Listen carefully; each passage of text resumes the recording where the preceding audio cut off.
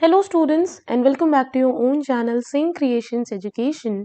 आज के इस वीडियो के अंदर हम biology class 12 chapter number 1 reproduction in organism का पार्ट सेकंड करने वाले हैं, जिसके अंदर एनसीईआरटी का कंप्लीट एक्सप्लेनेशन होगा।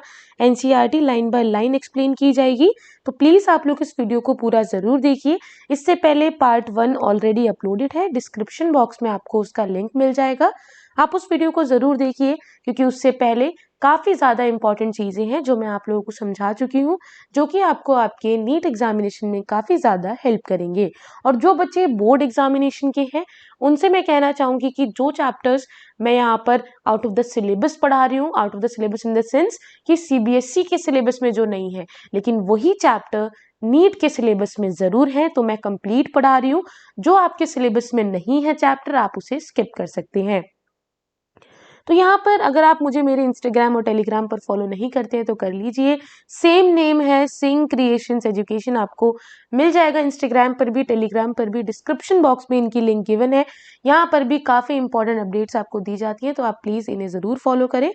हम आ जाते हैं सेक्सुअल रिप्रोडक्शन पे। लास्ट हमने पढ़ा था असेक्सुअल रिप्रोडक्शन। आई होप आपको सब कुछ क्लियर है। अगर नहीं है तो अभी के अभी डाउट पूछ लो अपना असेक्सुअल रिप्रोडक्शन को लेकर, ताकि मैं आप लोगों के डाउट्स को क्लियर कर सकूं। तो सेक्सुअल रिप्रोडक्शन क्या होता है? देखो, मैंने पहले बताया था, जिसके अंदर सिर्फ एक पेरेंट की जरूरत हो वो असेक्सुअल है, और जिसके अंदर दो पेरेंट्स की जरूरत हो, जिसका फ्यूजन होगा, ये पेरेंट मेल है, ये फीमेल है, इन दोनों के फ्यूजन से बनता है जाइगोट। ठीक है, उसे हम कहते हैं sexual reproduction. So the sexual reproduction involves the formation of the male and female gametes, and then ये either by the same individual से भी मिल सकते हैं, और ये आपको different individual से भी मिल सकते हैं। same individual से कैसे मिलेंगे? फ्लावर्स के केस में। ठीक है, जो आपके फ्लावर्स होते हैं, बाइसेक्सुअल फ्लावर होते हैं, उनके पास फीमेल गैमीट भी होता है, मेल गैमीट भी होता है, तो वो आपस में ही क्या कर लेते हैं, फर्टिलाइजेशन हो जाता है, और वहां पर रिप्रोडक्शन होने के बाद नई ऑफस्प्रिंग बन जाती है। और जो ह्यूमंस हैं, एनिमल्स हैं, इनके केस में क्या है कि भाई एक फीमेल गैमीट अलग इंडिविजुअल से आएगा, मेल गैमीट अलग इंडिविजुअल से आएगा, और फिर उसके बाद जाइगोट बनता है। ठीक है, तो यही चीज यहाँ पर कही गई है। दीज गैमीट फ्यूज, ये गैमीट फ्यूज हो जाते हैं ताकि जाइगोट बना सके, which will develop to form the new organism, जो डेवलप होगा ताकि वो एक नए ऑर्गेनिज्म को बना सके। It is an elaborate, complex and slow process. ये एक स्लो प्रोसेस है, सेक्सुअल रिप्रोडक्शन जितना फास्ट नहीं है, because of the fusion of male and female gamete, क्योंकि मेल और फीमेल गैमीट का फ्यूजन होता है। सेक्सुअल रिप्रोडक्शन में क्या होगा, डायरेक्टली बिल्कुल सेम के सेम ऑफस्प्रिंग नहीं बनते हैं। असेक्सुअल में क्या होता था, एक ही से मिल रहा था और एक ही गैमीट था, दो चीजें फ्यूज नहीं हो रही। तो एक गैमीट है तो उसकी कॉपी बनती जाएगी, कॉपी बनती जाएगी। लेकिन यहाँ पर क्या हो रहा है, सेक्सुअल में क्या है, एक मेल गैमीट है, एक फीमेल गैमीट है। हो सकता है, एक सेकेंड, हो सकता है फीमेल गैमीट ऐसा हो और मेल गैमीट ऐसा हो, तो तीसरी जो चीज बनेगी वो कुछ ऐसी बने, है ना। तो फ्यूजन की वजह से क्या आता है, वेराइटीज आती हैं। उसके बाद अ स्टडी ऑफ डाइवर्स ऑर्गेनिज्म, चाहे प्लांट, एनिमल, फंजाई, ये कोई भी ऑर्गेनिज्म हो, इट विल शो दैट दो दे डिफर सो ग्रेटली, क्योंकि एक्सटर्नली अगर आप देखो तो प्लांट एनिमल से अलग है, एनिमल फंजाई से अलग है, लेकिन ये तो इनकी एक्सटर्नल मॉर्फोलॉजी की बात हुई। अगर मैं इंटरनल स्ट्रक्चर की बात करूं, तो जो इंटरनल स्ट्रक्चर और फिजियोलॉजी है, when it's come to sexual mode of reproduction, तो ये सिमिलर पैटर्न को ही फॉलो करते हैं। बाहर से चाहे ये ऐसे हो, ऐसे हो, ऐसे हो, अंदर तो सभी के बिल्कुल सेम चीज है। सेम चीज से मेरा मतलब है कि इनका प्रोसेस सेम है रिप्रोडक्शन करने का। ठीक है, सबसे पहले देखते हैं क्या फीचर्स कॉमन है इनके अंदर। जितने भी ऑर्गेनिज्म है, उनके अंदर अलग अलग स्टेज होती है ग्रोथ की और मेच्योरिटी की, उनकी लाइफ में, उनके रिप्रोड्यूस होने से पहले। और जब देखो, ये तो है रिप्रोडक्शन, रिप्रोडक्शन होने के बाद भी कुछ होता है, रिप्रोडक्शन होने से पहले भी कुछ होता है। ठीक है, तो जो रिप्रोडक्शन होने से पहले होता है उसे कहते हैं जुवेनाइल फेज, जिसमें अपने आप को बॉडी प्रिपेयर करती है रिप्रोडक्शन के लिए। एनिमल्स में, ह्यूमंस में जुवेनाइल फेज कहलाता है। प्लांट्स के अंदर इसी को सेम हम कहते हैं वेजिटेटिव फेज। ठीक है, तो वही है ये पीरियड ऑफ ग्रोथ, जिसके अंदर रिप्रोडक्शन नहीं हो रहा लेकिन मेच्योर हो रहा है पर्सन। एक बच्चा एक एडल्ट में जब मेच्योर होता है तो वो मेच्योर होने तक का सफर जुवेनाइल फेज कहलाता है। It is known as vegetative phase in plants, plants में इसको वेजिटेटिव फेज कहते हैं। इस फेज को, this phase is of variable duration in different organism. किसी का ये हो सकता है 14 ईयर्स, किसी का हो सकता है 3 ईयर्स, किसी का 8 ईयर्स। ये होता है अलग अलग जुवेनाइल फेज का टाइम, फिक्स नहीं है लेकिन पैटर्न सेम है। ठीक है, होता है ना कि आपको उस शॉप पर जाना है, आपको उस शॉप से लेना है चिप्स, आपके फ्रेंड को उस शॉप से लेना है कोई भी कोल्ड ड्रिंक, तो आप लोग अलग अलग चीजें लेने जा रहे हो लेकिन प्रोसेस तो सेम है ना, रास्ता तो सेम है, उसी रास्ते पर जा रहे हो, तो वही सेम चीज है। जैसे ही जुवेनाइल फेज एंड हो जाता है, in the end of the juvenile vegetative phase which it will mark the, जैसे ये चीज एंड होगी क्या होगा, रिप्रोडक्टिव फेज आ जाएगा। क्या आ जाएगा, रिप्रोडक्टिव फेज आ जाएगा, जो कि हायर प्लांट्स में इजीली देखने को मिल जाता है when they come to flower, जब उनके अंदर फ्लावर्स आपको देखने को मिलने लगते हैं। उसके बाद observe a few trees in your area, do they flower during the same month year after year. यानी कि आप अपने आसपास देखो और ये देखो उन प्लांट्स के अंदर, उन ट्रीज के अंदर क्या फ्लावर्स हर साल सेम ही टाइम पीरियड पर आ रहे हैं। ठीक है, उसके बाद हम बात करें प्लांट्स जो होते हैं। अब ये क्वेश्चन इन्होंने क्यों पूछा कि हर साल सेम टाइम पे आ रहे हैं या नहीं आ रहे, क्योंकि ये प्लांट के बारे में आगे आपको बताने वाले हैं। कुछ प्लांट्स ऐसे होते हैं जो एनुअली फ्लावर्स देते हैं, साल में एक बार, कुछ होते हैं बाइनियल टाइप के, तो they will show the clear cut vegetative, उनके अंदर आपको वेजिटेटिव फेज भी देखने को मिलेगा यानी कि रिप्रोडक्शन से पहले वाला फेज, फिर आपको रिप्रोडक्शन फेज मिलेगा, फिर सेंसेंट यानी कि बुढ़ापे का फेज।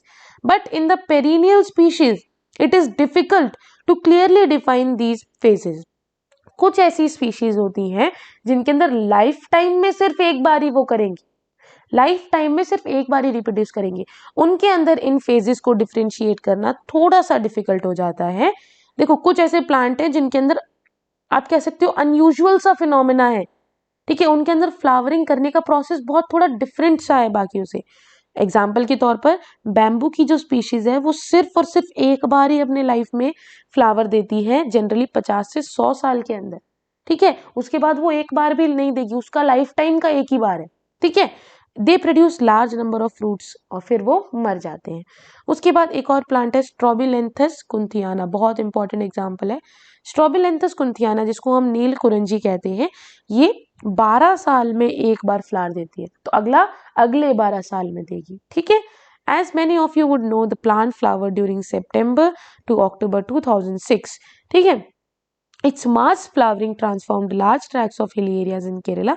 ये एक इसकी हिस्ट्री लिखी हुई है कि भाई कैसे इसको ग्रो किया गया था 2006 में, उसके बाद इसने कब अपने मोर्फोलॉजिकल और फिजियोलॉजिकल चेंजेस यहाँ पर दिखाए, कब इसने रिप्रोडक्टिव बिहेवियर दिखाया और रिप्रोडक्टिव फेज कितना ज़्यादा वेरिएबल था during the duration in different organism. Okay, उसके बाद बात करते हैं यहाँ पर, you will notice that birds living in nature lay eggs. देखो कई फिनोमेना अलग अलग स्लाइड पे है, यहाँ पर फिनोमेना है कि भाई फ्यूजन होता है, इस पूरे पैराग्राफ में फिनोमेना है कि डिफरेंट डिफरेंट फेज होते हैं।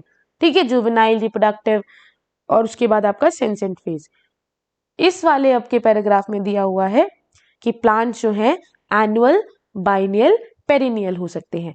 अगला जो आपका पैराग्राफ है इसमें बताया गया है कि यहाँ पर आपकी डिफरेंट काइंड ऑफ साइकिल्स हो सकती है, ओस्ट्रस साइकिल और आपकी मेंस्ट्रुअल साइकिल। तो देखो आपने देखा होगा जो बर्ड्स जो कि एग्स ले करती हैं और उस एग को हैच करके उसमें से क्या आ जाता है, उनका ऑफस्प्रिंग आ जाता है, तो वो बर्ड्स सिर्फ और सिर्फ सीजनली ही ब्रीड करती हैं। ठीक है, सीजनली ही उनके एग्स ले करती हैं। हाउएवर बर्ड्स के अंदर कैप्टिविटी होती है कि भाई they can be made to lay eggs throughout the year. देखो एक साल में सिर्फ और सिर्फ सीजनली ही वो जो बर्ड है वो आपका एग देगी। ठीक है, वही बर्ड आपका सिर्फ एक बार एग देगी, लेकिन because of the chemicals poultry farms में यहाँ पर थ्रू आउट द ईयर उसको एग्स देने पर मजबूर किया जाता है, उसके अंदर हार्मोन्स इंजेक्ट किए जाते हैं, केमिकल्स इंजेक्ट किए जाते हैं।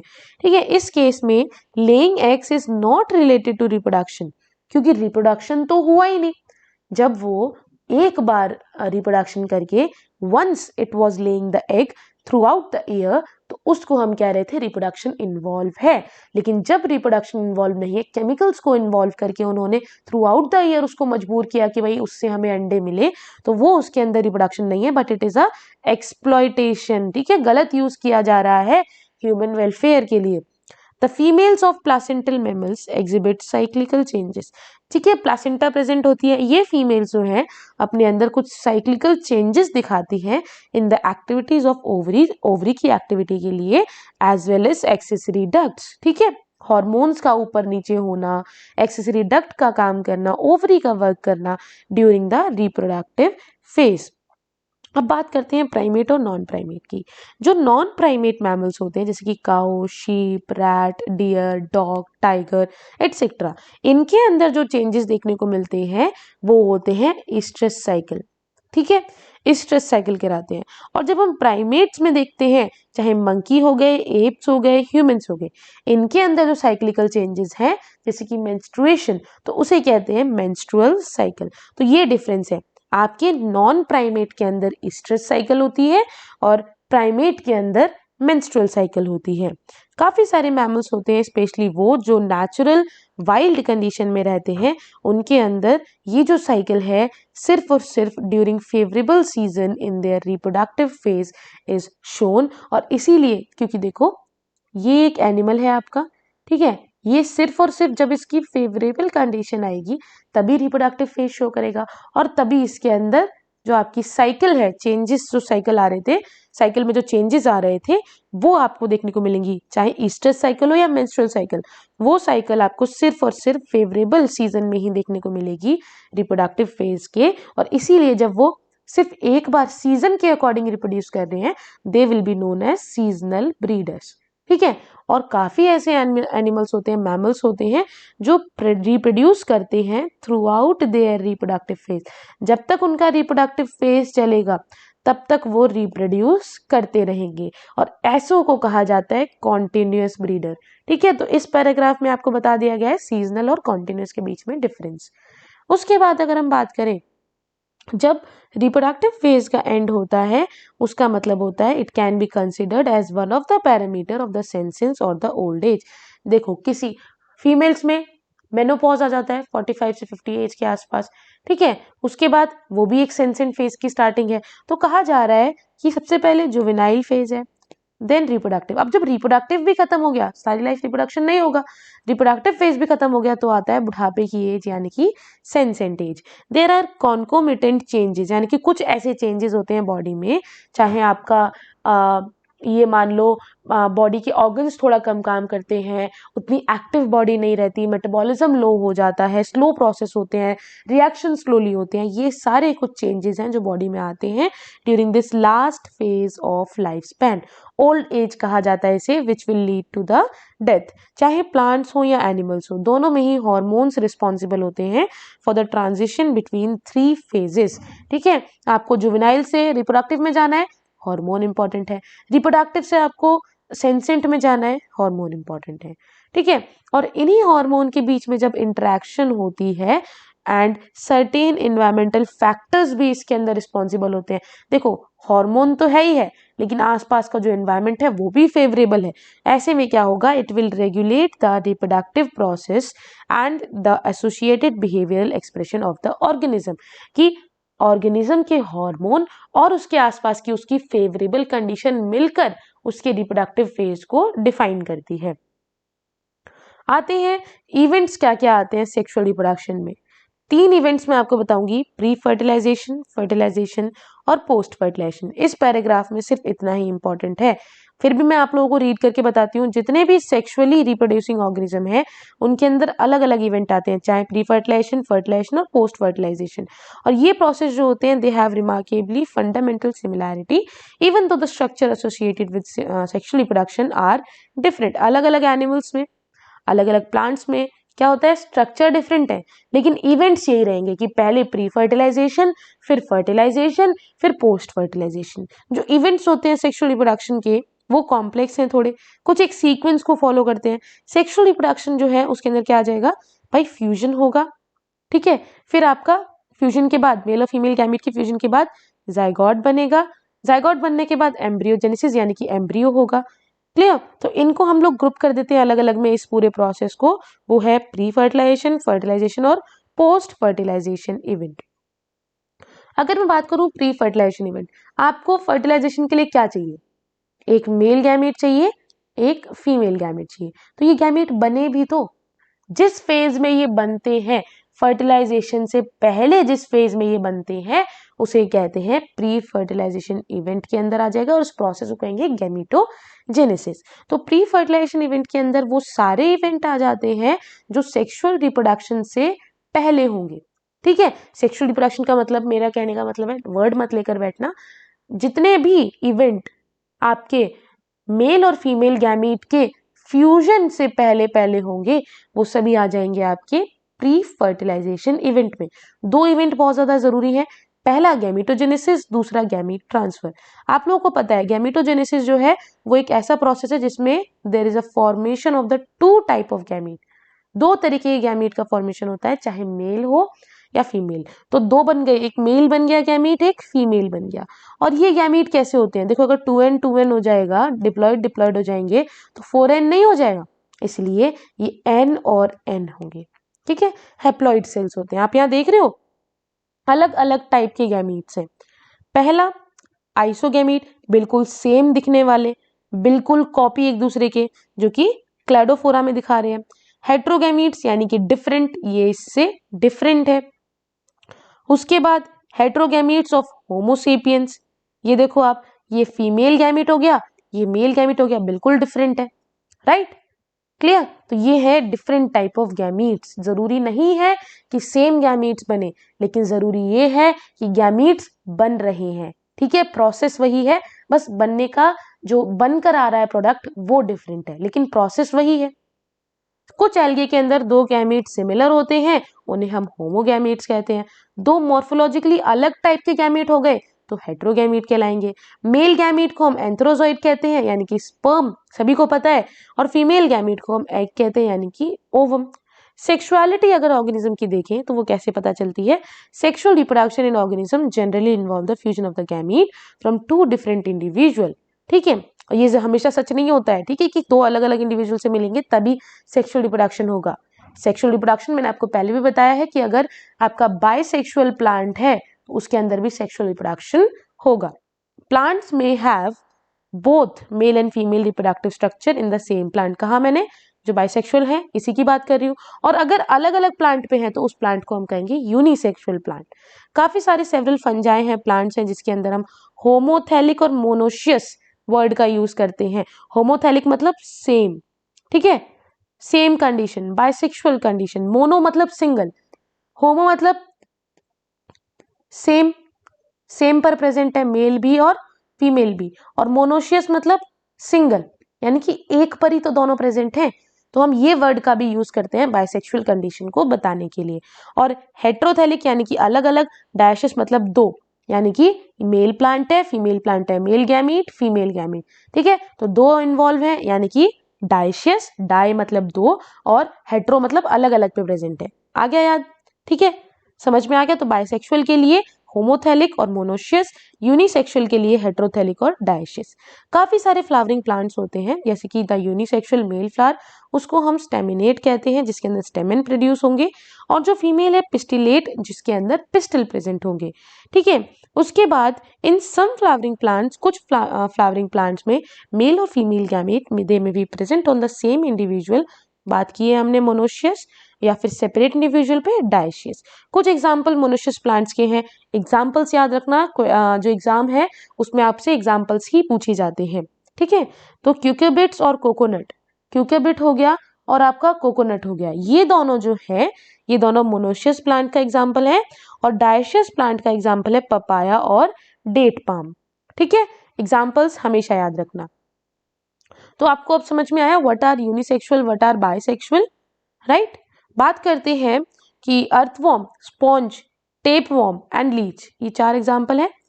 These are the typical example of bisexual animal, जिनके अंदर फीमेल और मेल दोनों बॉडीज प्रेजेंट, सॉरी फीमेल और मेल दोनों रिप्रोडक्टिव ऑर्गन होते हैं।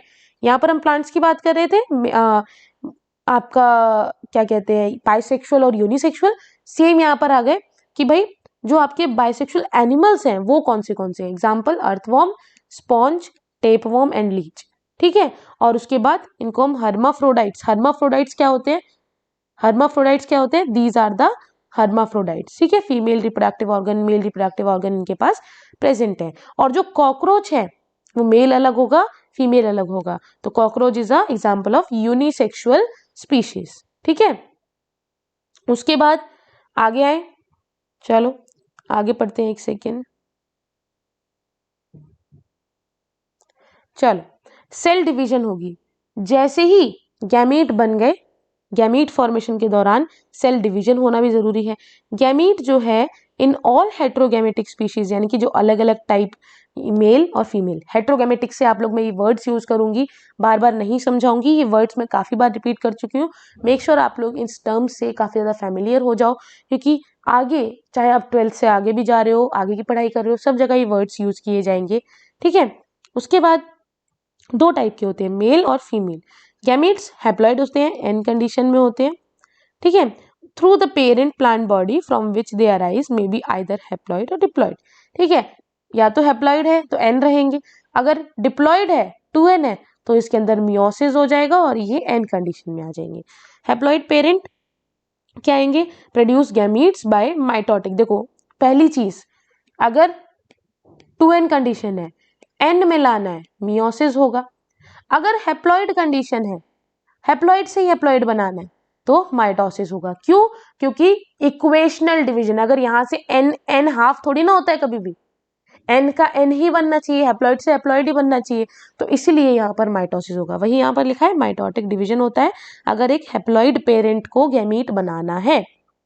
ठीक है, उसके बाद चैप्टर नंबर 3 में हम पढ़ चुके हैं 11th क्लास के कि भाई ऑल्टरनेशन ऑफ जनरेशन क्या है। सेवरल ऑर्गेनिज्म, काफी सारे ऐसे ऑर्गेनिज्म होते हैं जो Monera, fungi, algae and bryophyte, इनके पास हैप्लॉइड प्लांट बॉडी होती है।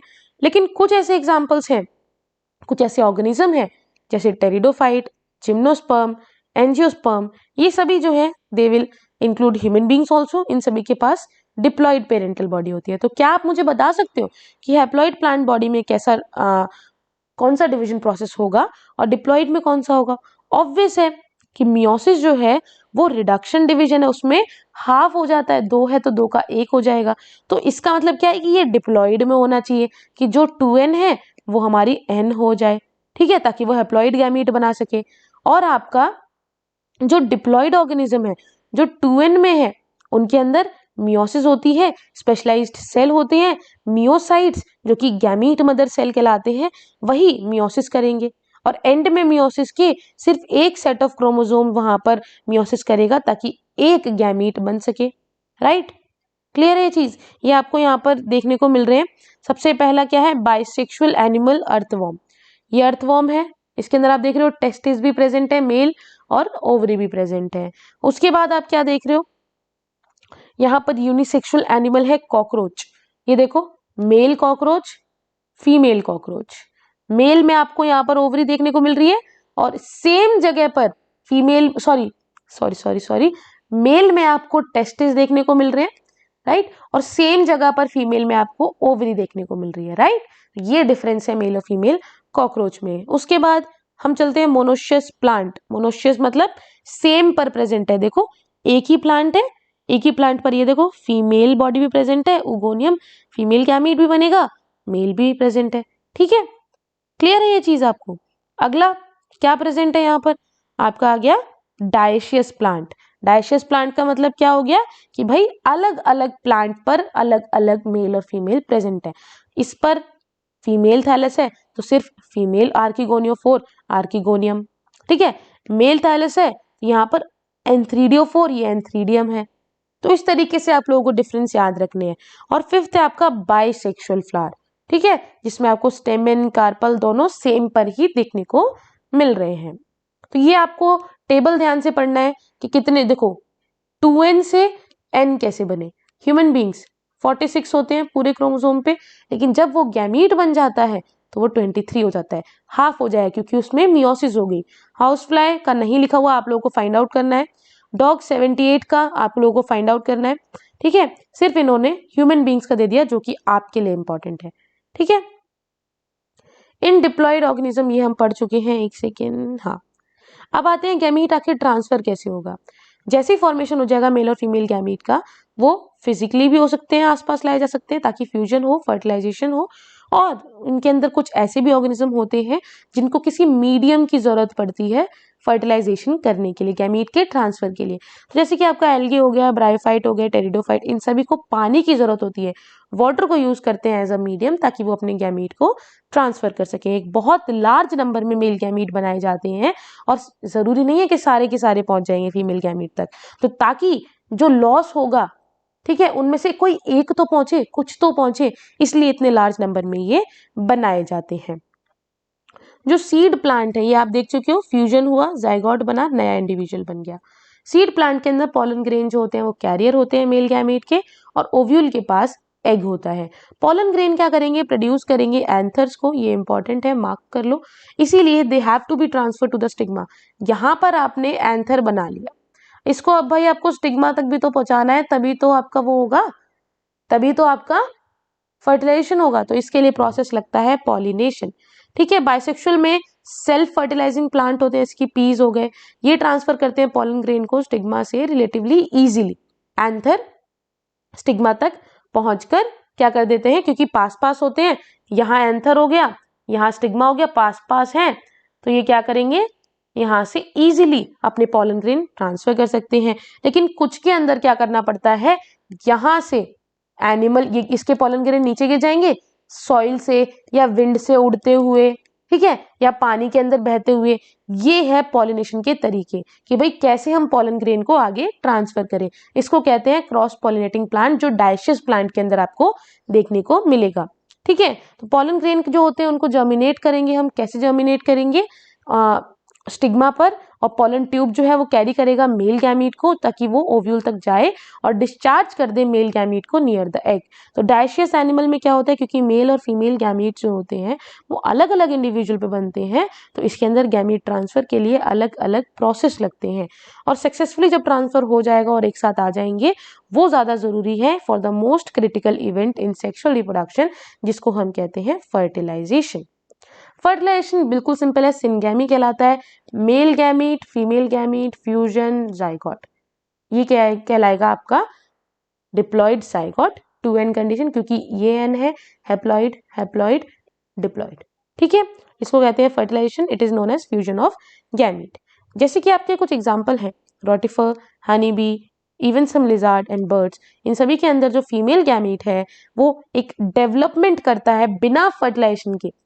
जब बिना फर्टिलाइजेशन के गैमीट्स जो हैं वो डेवलप कर जाएंगे ताकि एक नया ऑर्गेनिज्म बने, उस प्रोसेस को कहते हैं पार्थिनोजेनेसिस, ठीक है, क्लियर। पार्थिनोकार्पी भी पढ़ा होगा आपने। ये सब क्या होते हैं, ये सारे वो प्रोसेस होते हैं जिसमें फर्टिलाइजेशन के बिना जो आगे प्रोसेस है वो कंटिन्यू हो रहा है। बनाना के बारे में भी आपने सुना होगा, है ना। ज्यादातर एक्वेटिक ऑर्गेनिज्म जैसे कि आपके ज्यादातर मेजॉरिटी एल्गे हैं, फिशेज हैं, जैसे कि ये सभी क्या है, एम्फीबियंस हैं, इनके अंदर सिंगेमी होती है, तो एक एक्सटर्नल मीडियम में हुई, पानी में हुई, बॉडी के आउटसाइड हुई, तो इसकी वजह से क्या होता है, जो टाइप ऑफ गैमेटिक फ्यूजन है उसको हम कहते हैं एक्सटर्नल फर्टिलाइजेशन, क्योंकि बॉडी के बाहर हो रही है। और कुछ ऐसे ऑर्गेनिज्म हैं जो एक्सटर्नल फर्टिलाइजेशन करने के दौरान सिंक्रनी शो करते हैं between the sexes and release a large number of gametes into the surrounding medium, ताकि जो चांसेस हैं फर्टिलाइजेशन के वो बढ़ जाए, ठीक है। और इसका एक डिसएडवांटेज भी है कि भाई ऑफस्प्रिंग जो है वो वल्नरेबल होते हैं प्रेडेटर्स में, जिसकी वजह से जब ऑफस्प्रिंग पानी में छोड़े जाते हैं, बहुत सारे फिश के जो बच्चे होते हैं पानी में छोड़े जाते हैं, उनको उनसे बड़े प्रेडेटर्स उनको खा जाते हैं, तो सर्वाइवल रेट थोड़ा कम होता है।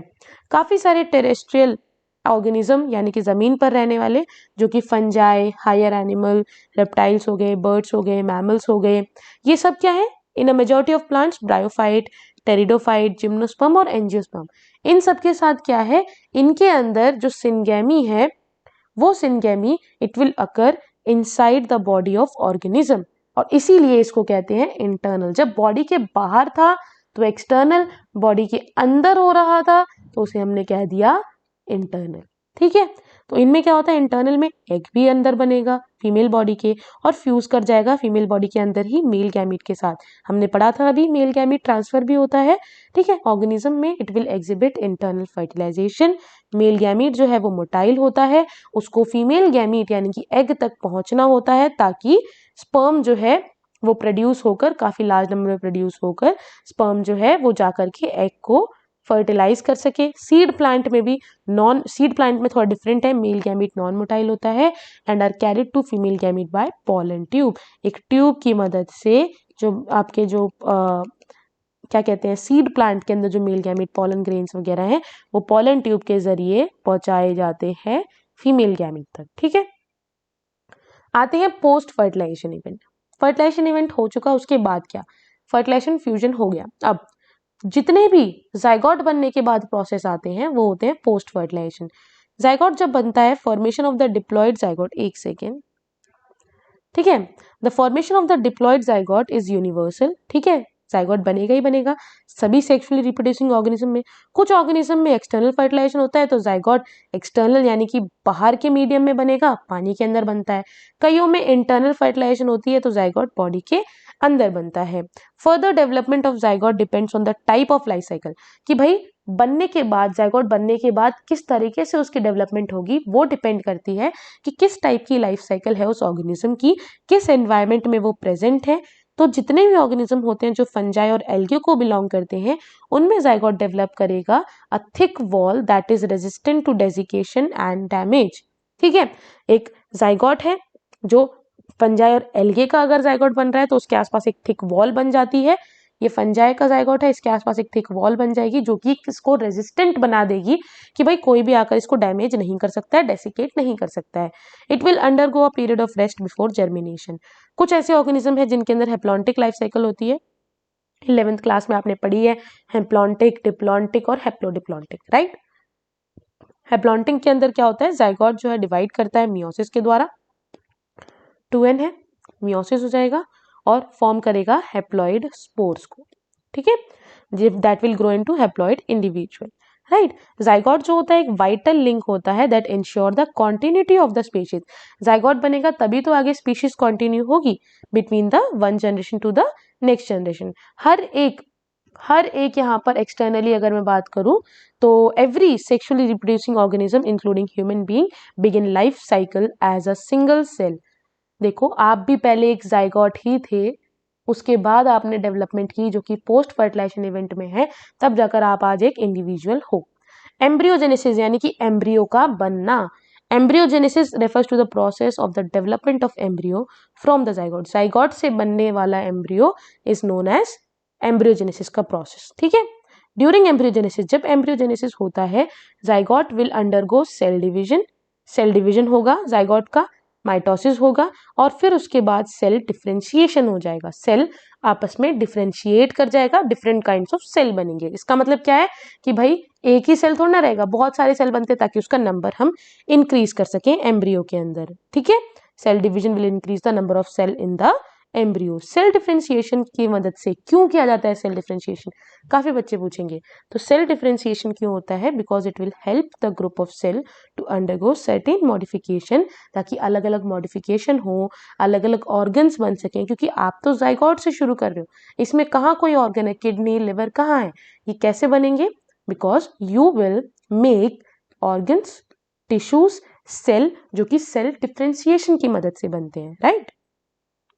Animals which are categorized into oviparous and viviparous. ये पैराग्राफ ओविपेरस और विविपेरस के बीच में बताता है, ये पैराग्राफ सेल डिफरेंशिएशन के बारे में बताता है।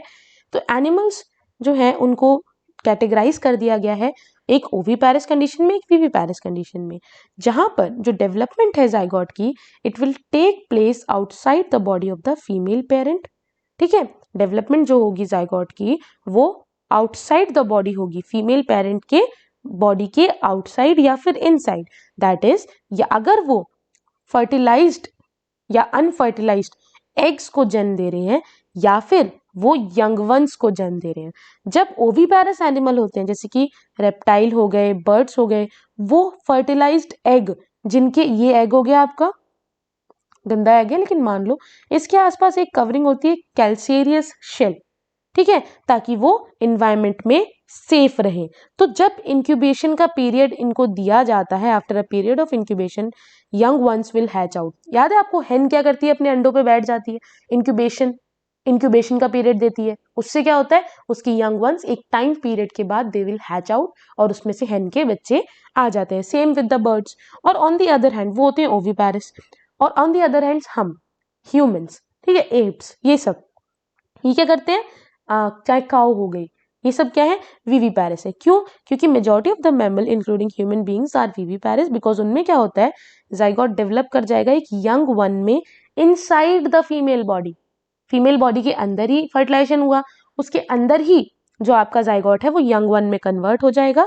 After attaining a certain stage of growth, young one जो है वो एक प्रॉपर ग्रोथ होगी, 9 मंथ्स का पीरियड होता है ना ह्यूमंस में, एक प्रॉपर ग्रोथ होती है, उसके बाद the baby will come out, deliver हो जाता है outside the female organism because of proper embryonic care and protection. जो चांसेस ऑफ सर्वाइवल हैं यंग वंस के वो ज्यादा होते हैं इन विविपैरिस ऑर्गेनिज्म, क्योंकि फीमेल की बॉडी के अंदर है, कोई प्रॉब्लम नहीं है, इन्वायरमेंट का कोई डर नहीं है, कोई आकर उन्हें खत्म नहीं करेगा, और इसलिए सर्वाइवल के चांसेस उनके ज्यादा होते हैं as compare to the oviparous animal. ठीक है, इन फ्लावरिंग प्लांट्स जो जाइगोट है, एक सेकेंड, फ्लावरिंग प्लांट्स में जो जाइगोट है it is formed inside the ovule.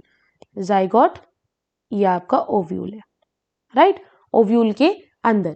After fertilisation के बाद जो सेपल है, पेटल है, स्टेमेंस है फ्लावर्स के, विद एंड फॉल ऑफ, ठीक है, कुछ टाइम के बाद ये फॉल ऑफ हो जाते हैं, सेंसेंट फेज आ जाता है, जिसके बारे में मैंने आपको पहले भी बताया। जो पिस्टल है वो वैसा का वैसा अटैच रहता है, ठीक है, पिस्टल वैसे का वैसा अटैच रहेगा। तो मैं आपको यहाँ पर बताना चाहती हूँ कि जाइगोट डेवलप होता है एम्ब्रियो में, ठीक है, क्लियर, ओव्यूल डेवलप होता है सीड में, ओवरी डेवलप होती है आपकी फ्रूट में, ठीक है, विच will develop a thick wall जिसको हम पेरिकार्प कहते हैं। ये 3 चीजें आपको हमेशा याद रहनी चाहिए।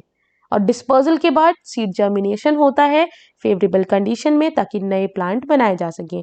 आप ये देख रहे हो, this is the what is seed, this is the seed, और ये सीड के बाहर का pericarp, this is the seed के बाहर का पेरिकार्प, ये रहा, दिस इज द सीड के बाहर का पेरिकार्प, सीड के बाहर का पेरिकार्प। तो ये इन्होंने बताया।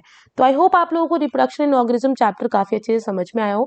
कोई भी डाउट है आप लोग मुझसे कमेंट सेक्शन में कमेंट करके पूछ सकते हैं। नेक्स्ट सेक्सुअल रिप्रोडक्शन के चैप्टर के साथ मैं आप लोगों को मिलूंगी NCERT line by line explain करते हुए। तो आई होप आपको पसंद आया है। कोई भी डाउट है पूछो, वीडियो पसंद आई है लाइक और शेयर करो। मिलते हैं नई वीडियो के साथ, तब तक के लिए चैनल को सब्सक्राइब करके रखो। Have a good day, bye bye.